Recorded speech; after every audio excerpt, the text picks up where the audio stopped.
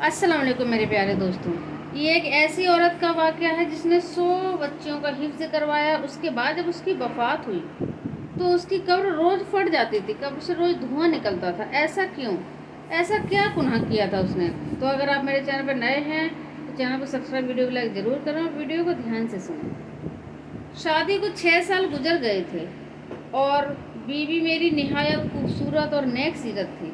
इन 6 सालों की रफ़ाकत में उसने मुझे कभी कोई शिकायत का मौका नहीं दिया था। मेरी बीवी हाफ़िज़ कुरान थी और शादी से पहले उसने 100 बच्चियों को कुरान मजीद हिफ्ज़ करवाया था, जिसकी वजह से मुझे हर वक्त यही सोचकर खुशी होती थी कि मेरी बीवी की सिर्फ दुनिया ही नहीं बल्कि आखिरत भी आसान होगी और वो यकीनन मेरे बच्चों को भी अच्छी तरबियत करेगी। हम दोनों मियाँ बीवी को बच्चों का भी बहुत शौक़ था, मगर शादी को इतना वक्त गुजर जाने के बाद भी हमारी औलाद नहीं थी।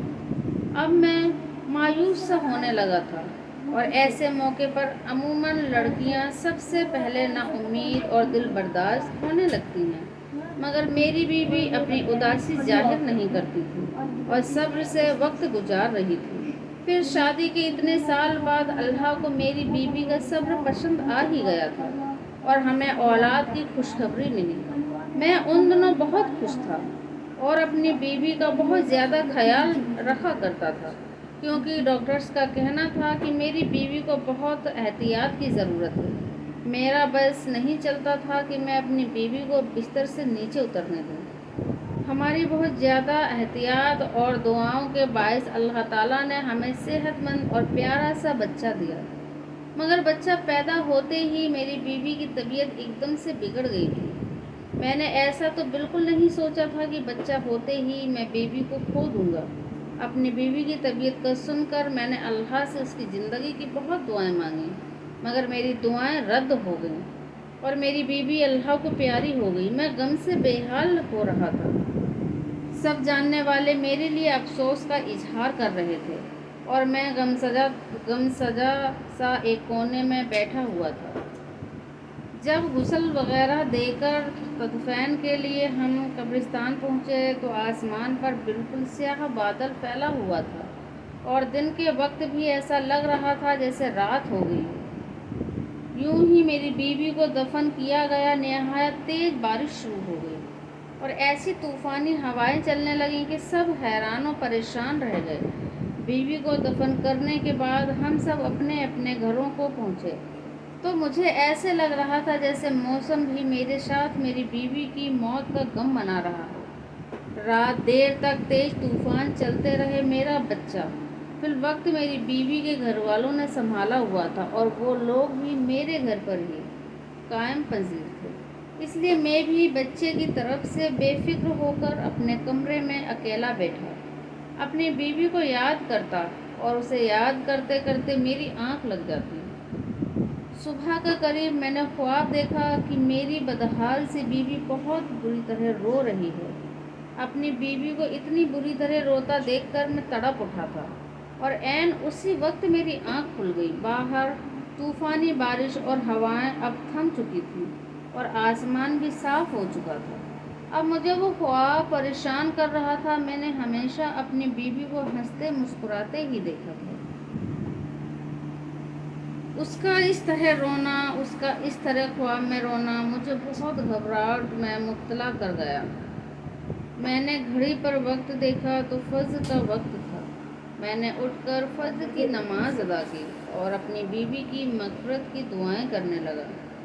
वैसे तो मुझे पूरा यकीन था कि मेरी बीवी जैसी नेक, सिफ्त, नमाजी और हाफ़िज़ कुरान औरत को अल्लाह ने कब्र की तंगी से भी निजात दे दी होगी। मैंने दुआ के बाद उठकर कमरे से बाहर झांका तो सब लोग नमाज पढ़ने में मशरूफ़ थे। मैंने अपने बेटे का पूछा तो मेरी बीवी के भाई ने मुझे बच्चा लाकर दिया। वो सुकून से सो रहा था। मैं मुतमईन हो गया और कितनी ही देर अपने बेटे को सीने से लगाकर बैठा रहा। अपने बच्चे को प्यार देकर मैं घर से निकलकर सीधा कब्रिस्तान पहुंच गया। मैं अपनी बीवी के लिए कुरान पढ़ना चाह रहा था और कुछ रात वाले तूफ़ान के बाद मैं उसकी कब्र की हालत का بھی اندازہ لگانا چاہ رہا تھا۔ میں قبرستان پہنچ کر اپنی بیوی کی قبر کے پاس پہنچا تو اس کی قبر کی حالت دیکھ کر میرے رونگٹے کھڑے ہو گئے۔ میرا دل خوف سے پھٹنے والا ہو رہا تھا، کیونکہ جس عورت کو میں نیک اور جنتی سمجھ رہا تھا، اس کی قبر پر ایسا عذاب آیا ہوا تھا کہ مجھ جیسا مجبور سا مرد بھی اندر تک دہل گیا تھا۔ میری بیوی کی قبر پھٹی پڑی تھی اور اس میں سے دھواں نکل رہا تھا۔ وہاں اتنی تپش تھی کہ میرا وہاں کھڑا ہونا مشکل ہو گیا تھا۔ کوئی مزدور بھی میری بیوی کی قبر بنانے کو تیار نہیں تھا۔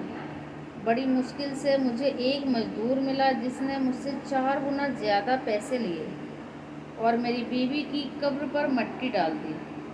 یہ سب اس مزدور نے دور سے کھڑے ہو کر کیا تھا۔ میں گھر پہنچا تو میری حالت نہایت خراب ہو رہی تھی۔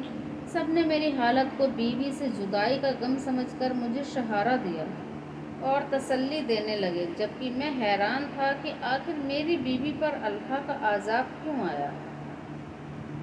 وہ تو نیک عورت تھی، میری نظر میں تو بیوی کی ایسی کوئی غلطی نہیں گزری تھی۔ میں سوچ سوچ کر پاگل ہو رہا تھا کہ میری بیوی کی اصل حقیقت کیا ہے، اور جب مجھ پر اپنی مرحوم بیوی کی حقیقت کھلی تو میرا دل پھٹ گیا۔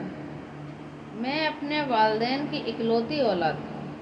ہمارے گھر میں کل 4 افراد رہتے تھے، میں، میری ماں باپ اور میری بیوہ پھپھو جو میری دوسری ماں جیسی تھی۔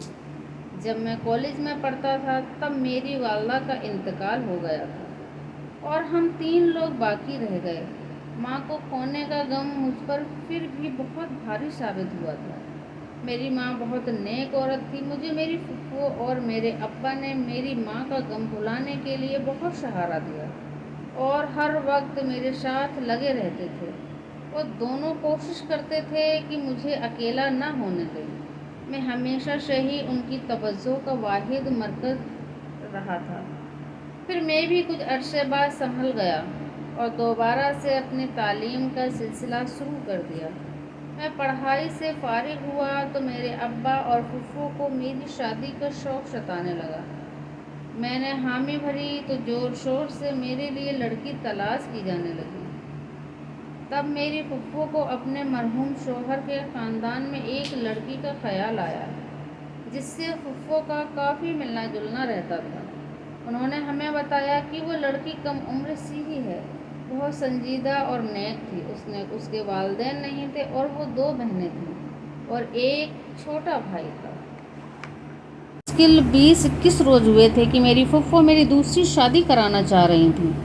میں پھپھو سے ناراض ہونے لگا کہ انہیں میری مرحوم بیوی کا احترام کرنا چاہیے اور کم سے کم اتنی جلدی مجھ سے شادی کی بات نہیں کرنی چاہیے تھی، جبکہ میں اسی صدمے میں تھا۔ پھپھو نے تحمل سے میری ناراضگی دیکھی اور پھر مجھ سے کہنے لگیں کہ وہ بوڑھی ہو گئی ہیں، اس لیے مجھے یا میرے بیٹے کو نہیں سنبھال سکتی۔ انہیں بھی میری بیوی کی موت کا دکھ تھا۔ جب میں نے پھپھو کی ان باتوں کا کوئی بھی اثر نہ لیا تو پھپھو نے مجھ سے کہا کہ بیٹا ٹھیک ہے، تم اپنا بیٹا خود سنبھالو یا پھر اپنا بیٹا اسی کو دے دو جو اسے دن رات ماں کی طرح سنبھال رہی ہے۔ میں پھپھو کی بات پر حیران ہوا تھا کہ میرا بیٹا کون سنبھال رہا تھا، کیونکہ میرے اندازے کے مطابق تو میرے بیٹے کو پھپھو ہی سنبھال رہی تھیں۔ مگر جب میں نے یہی سوال پھپھو سے کیا تو ان کے جواب نے مجھے بالکل لاجواب کر دیا تھا۔ پھپھو نے بتایا کہ میرا بیٹا اتنے روز سے میری مرحوم بیوی کی چھوٹی بہن سنبھال رہی تھی، پھر وہ چاہتی تھی کہ میں اپنی بیوی کی چھوٹی بہن سے نکاح کر لوں تاکہ میرے بیٹے کو ماں کا پیار ملتا رہے اور ہمارا گھر بھی سنبھل جائے۔ میں پھپھو کی بات ماننے کو تیار نہیں ہو رہا تھا۔ میں اپنی بیوی کی جگہ کسی کو دینے کے لیے ابھی تیار نہیں تھا، مگر پھپھو کا دن بدن مجھ پر زور پڑتا جا رہا تھا۔ وہ ہر دن مجھے میرا بیٹا دکھاتی تھی جو نہا دھو کر بالکل صاف ستھرا ہوتا تھا۔ پھپھو کی ضد تھی کہ میں بیٹے کی خاطر اپنی بیوی کی بہن سے نکاح کروں اور اسے ہمیشہ کے لیے اپنے گھر میں رکھ لوں۔ میں نے اپنے کام پر جانا شروع کر دیا تھا۔ میں سارا دن گھر سے باہر رہتا اور واپس آ کر خاموشی سے پھپھو کی ضد سنتا رہتا۔ ایک روز پھپھو نے مجھے بتایا کہ میرا سالہ ملک سے باہر جا رہا ہے۔ میں چونک گیا۔ مجھے میری بیوی اپنی زندگی میں ہی بتا چکی تھی کہ اس کے بھائی کی تعلیم مکمل ہو چکی ہے اور وہ نوکری کے لیے ملک سے باہر جانا چاہتا ہے۔ میری بیوی کوشش میں تھی کہ اس کے بھائی کے باہر جانے سے پہلے اس کی بہن کی شادی ہو جائے تاکہ وہ بعد میں اکیلی نہ رہ جائے، مگر اسے کوئی مناسب رشتہ نہیں مل رہا تھا۔ اب اپنی بیوی کے بھائی کے باہر جانے کا سن کر مجھے اس کی بہن کا خیال آیا تھا، تب میں فکر مند ہو گیا۔ اب مجھے خیال آ رہا تھا کہ اگر میں مزید انکار کروں گا تو میری سالی میرے بیٹے کو سنبھالنے کے چکر میں ساری عمر کے لیے کنواری بیٹھی رہ جائے گی، یا پھر اس کی شادی کر دی جائے گی اور میرے بیٹے کو سنبھالنے والا کوئی نہیں ہوگا، کیونکہ پھپھو تو واقعی بیمار اور کمزور ہو گئی تھیں اور ان کی بینائی میں بھی کمی ہوتی جا رہی تھی۔ میں سوچ سوچ کر پریشان ہونے لگا اور تھک ہار کر میں نے اپنے پھپھو کی بات ماننے کا فیصلہ کیا اور ایک روز کام پر جانے سے پہلے پھپھو کو جواب دے دیا کہ وہ جیسا چاہتی ہیں کر لیں، مجھے کوئی اعتراض نہیں۔ میرے جواب نے میری پھپھو کو خوشی سے نہال کر دیا تھا۔ میرے جاتے ہی شاید انہوں نے پیچھے تمام تیاریاں شروع کر دی تھیں۔ میں جیسے ہی کام سے باہر شام کو آیا، یہ دیکھ کر حیران رہ گیا کہ پھپھو نے میرے نکاح کی ساری تیاریاں مکمل کر لیں۔ میں تو ویسے بھی اس بات کے لیے خود کو راضی کر چکا تھا، تبھی میں خاموشی سے نکاح خواہ کے سامنے بیٹھ گیا اور اپنے بیٹی کی خاطر یہ نکاح کر لیا۔ نکاح کے بعد میں اداس تھا، اپنے کمرے میں بند ہو گیا تھا۔ مجھے پریشانی تھی کہ نہ جانے میری یہ دوسری بیوی اپنی بڑی بہن کی طرح سمجھدار اور خوش مزاج تھی یا نہیں، اور یہ بھی کہ نہ جانے وہ میرا گھر کیسے سنبھال پائے گی۔ مجھے نہیں لگتا تھا میرا دل اپنی پہلی بیوی سے مطمئن تھا، ویسے دوسری بیوی سے بھی کبھی مطمئن ہو پاؤں گا۔ اس نکاح کے بعد بھی میرے وہی معاملات تھے۔ میں صبح سویرے کام پر چلا جاتا اور شام کے وقت گھر لوٹتے ہی اپنے کمرے میں بند ہو جاتا تھا۔ میری دوسری بیوی نے خاموشی سے میرا ہر کام سنبھال لیا تھا۔ میرا کمرہ بھی اب بالکل صاف ستھرا رہنے لگا تھا۔ نہ چاہتے ہوئے بھی میرا دماغ اس بات کو سوچنے لگا تھا، اور عجیب بات تو یہ تھی کہ میں نے آج تک اپنی دوسری بیوی کو دیکھا تک نہیں تھا۔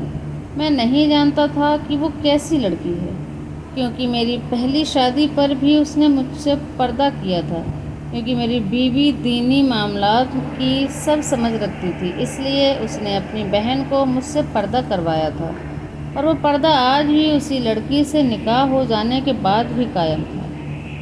ایک روز میں کام سے جلدی واپس آیا تو اپنے کمرے میں اپنی دوسری بیوی کو دیکھ کر حیران رہ گیا۔ وہ اپنی بڑی بہن سے بھی زیادہ خوبصورت تھی، مگر ایسا نہیں تھا کہ میں حسن پرست تھا اور مجھے اس کا حسن متوجہ کر رہا تھا۔ مجھے جس بات نے اس کی طرف کھینچا ہوا تھا وہ اس کے چہرے پر پھیلا سکون اور نرم تاثرات تھے۔ اسے دیکھ کر مجھے ایسا لگا تھا کہ جیسے وہ اپنی بہن کی موت سے بھی خوش اور مطمئن ہو۔ میں یہ بات سوچتے ہی عجیب کیفیت میں گر گیا تھا۔ میں نے اسے غصے سے دیکھتے ہوئے سوال کیا کہ وہ اتنی مطمئن کس بات پر ہے؟ میرا سوال یقیناً اس کے لیے عجیب اور غیر متوقع تھا۔ وہ حیران اور پریشان سی مجھے دیکھنے لگی تو میں بولا کہ اسے اپنی بہن کی موت کا افسوس ہی نہیں ہے، الٹا وہ اس کی جگہ لے کر بھی اتنی خوش کیسے رہ رہی ہے، جبکہ اس کی بہن جوانی میں موت کے منہ میں جا چکی تھی اور اس کی آخرت بھی جانے کیسی ہونے والی تھی، کیونکہ اس کو قبر میں عذاب جھیلنا پڑ رہا تھا۔ میں نے اپنی مرحوم بیوی کا یہ راز غصے سے سوچے بغیر اس کی بہن کے سامنے بول دیا تھا، مگر میری بات پر جب اس کے چہرے کے تاثرات بدلے تو مجھے اپنی غلطی کا احساس ہوا اور میں چپ ہو گیا۔ میری دوسری بیوی کچھ دیر صدمے سے مجھے دیکھتی رہی اور پھر بری طرح رو پڑی۔ میں اسے روتا دیکھ کر بوکھلا گیا تھا۔ روتے روتے وہ ایسی بات بولنے لگی جس نے مجھے ساکت کر دیا تھا۔ وہ بار بار کہہ رہی تھی کہ مجھے یہی خوف تھا کہ بڑی باجی سے اللہ تعالیٰ ناراض ہو جائے گا اور اسے سخت عذاب دے گا۔ مگر وہ میری سنتی ہی نہیں تھی۔ میں اپنی بیوی کے الفاظ پر دنگ رہ گیا تھا۔ یعنی میری مرحوم بیوی کچھ ایسا کرتی تھی جس سے اس کی بہن بھی واقف تھی اور اسے روکتی تھی۔ جب میں نے اپنی بیوی سے تفصیل پوچھی تو وہ گڑبڑا گئی اور بات بدلنے کی کوشش کرنے لگی، مگر میں نے سب سچ جاننے کے لیے التجا کی تو اس نے مجھے اپنی بڑی بہن کی اصلیت بتائی، جسے سن کر میرے ہوش اڑ گئے تھے۔ اس نے بتایا کہ میری بہن باقی نیک لڑکی تھی اور حافظ قرآن ہونے کی وجہ سے ہر وقت قرآن کی تلاوت کرتی رہتی تھی۔ ایک روز ہمارے محلے میں کسی بچے کو تکلیف ہوئی تو اس کی ماں کی پریشانی پر میری بہن نے کچھ آیات پڑھ کر اس بچے پر پھونک دی، جس سے اس بچے کو آرام آ گیا۔ اس واقعہ کے بعد میری بہن بہت مشہور ہو گئی کہ وہ نیک بیوی ہے جس کے پاس بیماری اور تکلیف کی شفا ہے۔ اس کے بعد وہ طرح طرح کے لوگ ہمارے گھر آنے جانے لگے اور میری بہن تعویذ کے نام پر قرآن کی آیت لکھ کر دے دیتی تھی اور وہ لوگ چند روپے دے کر چلے جاتے اور ہمارا گزر بسر ہونے لگا تھا۔ مگر مشکل حالات کے لیے ہمارے پاس کچھ نہیں تھا۔ اچانک ہمارا بھائی کا ایک گردہ فیل ہو گیا۔ وہ اسپتال میں زندگی اور موت کی کسمہ تھا اور ہمارے پاس اس کے علاج کے لیے رقم نہیں تھی۔ ہم بہت پریشان تھے۔ انہی دنوں ایک مرد میری بہن کے پاس آیا اور اس سے بولا کہ وہ کسی لڑکی سے شادی کرنا چاہتا ہے، مگر وہ لڑکی شادی شدہ ہے۔ وہ چاہتا تھا کہ میری بہن ایسا تعویذ دے کہ لڑکی کی طلاق ہو جائے اور وہ اسے پالے۔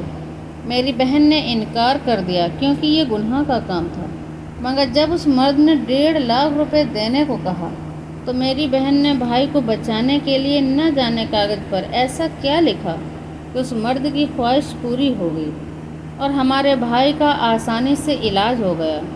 پھر تو ہر آئے روز ایسے ہی لوگ آنے لگے جو ناجائز مطالبہ کے لیے تعویذ بنواتے اور ڈھیروں پیسے پکڑا کر چلے جاتے۔ ایک روز میں نے چھپ کر اپنی بہن کو وہ تعویذ بناتے دیکھا تو میرے سر پر آسمان گر پڑا، کیونکہ میری بہن کاغذ پر قرآن پاک کی آیت الٹ کر لکھ دیتی تھی اور یہ کالا علم تھا۔ میں دکھ سے پاگل ہوتی بہن کو روکنے لگی، اسے سمجھانے لگی کہ وہ توبہ کر لے۔ وہ بولی کہ اگر میں ایسا نہیں کرتی تو ہمارا بھائی کب کا مر جاتا۔ میں اس بات پر غصہ ہو گئی تھی۔ میں نے بہن کو کہا کہ اس سے تو اچھا تھا کہ ہمارا بھائی مر جاتا، مگر یہ حرام کام نہ کرتی۔ زندگی موت تو اللہ تعالیٰ کے ہاتھ میں ہے۔ اپنی بہن کو میں بہت سمجھاتی رہی، مگر اب وہ لالچ میں آ چکی تھی۔ وہ اتنی نیک تھی کہ روحانیت پا چکی تھی، مگر اس نے پیسوں کے لالچ میں سب کچھ گنوا دیا تھا۔ اس کی زندگی اچھی تھی، وہ نماز قرآن بھی کرتی رہی اور حتیٰ کہ اس کی شادی ہو گئی، مگر اس نے وہ گناہ کبیرہ نہیں چھوڑا اور وہ پیسہ کماتی رہی۔ میں سب سن رہا تھا۔ میری بیوی بول رہی تھی کہ میں ڈرتی تھی کہ اللہ تعالیٰ ناراض ہو گیا تو توبہ کی مہلت دیے بنا ہی موت دے دے گا اور سخت عذاب دے گا، اور میرا کہا سچ ہو گیا۔ میں گمسم ہو گیا تھا۔ میں اپنی بیوی کو اتنا نیک سمجھتا رہا اور وہ صرف دنیاوی پیسے کی لالچ میں اتنا بڑا گناہ کرتی رہی، اور میرے سامنے بیٹھی میری دوسری بیوی اس جیسی حافظہ نہ ہونے کے باوجود اللہ کا خوف رکھتی تھی۔ اللہ تعالیٰ نے مجھے اب اصل میں نیک بیوی سے نوازا تھا۔ کالا علم کرنے والے اور کروانے والے دونوں کے لیے اللہ کے یہاں سخت عذاب ہے۔ کبھی بھی کسی اپنے کی شدید بیماری میں بھی اس گناہ کو مرتکب نہیں ہونا چاہیے، کیونکہ ہو سکتا ہے اس بیماری کے بعد جب اسے موت آئے تو وہ اس کی نجات کا ذریعہ ہو۔